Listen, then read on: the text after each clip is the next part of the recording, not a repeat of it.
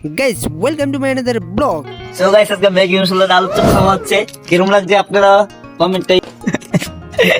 আসলে শীতের দিন গরম গরম আলু চপ খাওয়ার মজাটাই আলাদা, বিকজ আই এম তো হ্যাপি। কারণ শীতের সময় আমি আলু গরম গরম জিনিস খেতে ডালি বেশি পড়ে গিয়েছে। লেগে মশলা যে একটা গেরেন, আরে ওর মধ্যে লুলাই হতেছে নাকি?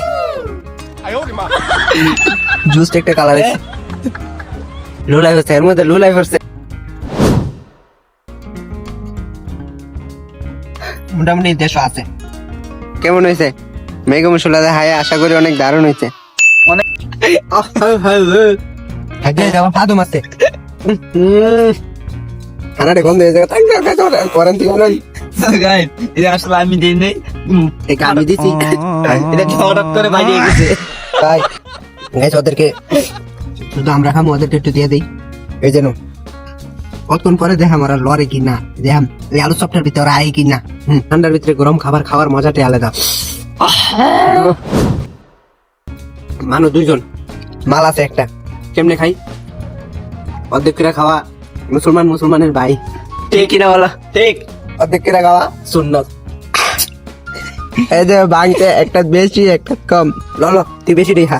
আমি ছোট ভাই তো তাই একটু বেশি দিছে ভাই, বুঝছেন? বড় ভাই একটু কম খাওয়া উচিত। আর বেশিটাই দিয়ে দিলাম, আমি কমটাই খাই না। দেখো পিরবা কিন্তু অলরেডি ধরা শুরু করছে, হামলা করতেছে আলু চপের উপর। এগুলো তো ফ্যাট আছে নাকি গাইস? অনেক মজা লাগছে, কি করা যায়? আরে পিরপারে জানি দিচ্ছি, পিরপার না এলাই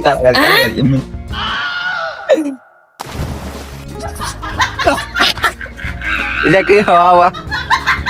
আমরা কিন্তু অত দুষ্টামি করা ঠিক না। পিরপার না পাই হুলু হুলু লাগাইছে, পিরপার না পাই ওইটা কিন্তু আমার মনে করেন না যে পিরপার টাইম না খাইলাম, কারণ অগর একটা জীবন আছে পাই যাবে। এগোটা কিন্তু পার্সোনাল হিসাবে রাইখা দিছি। এই যে অগটা অগরে দিয়ে দিলাম। এই যে দেখছো অগটা অগরে দিয়ে দিলাম। আমরা কিন্তু আবার নাদান না, কিন্তু হ্যাঁ আসলে ঠিকই নাদান না ভাই, আমি তো খাবলো দিছি না কিন্তু পিরপারটা নিয়ে হাইলে দেবো ফার্স্টে। না খাইলেও আমি বাইরে লোকেতে, ভাই খাইলেও আমি বাইরে লোকেতে। সাসপেন্ড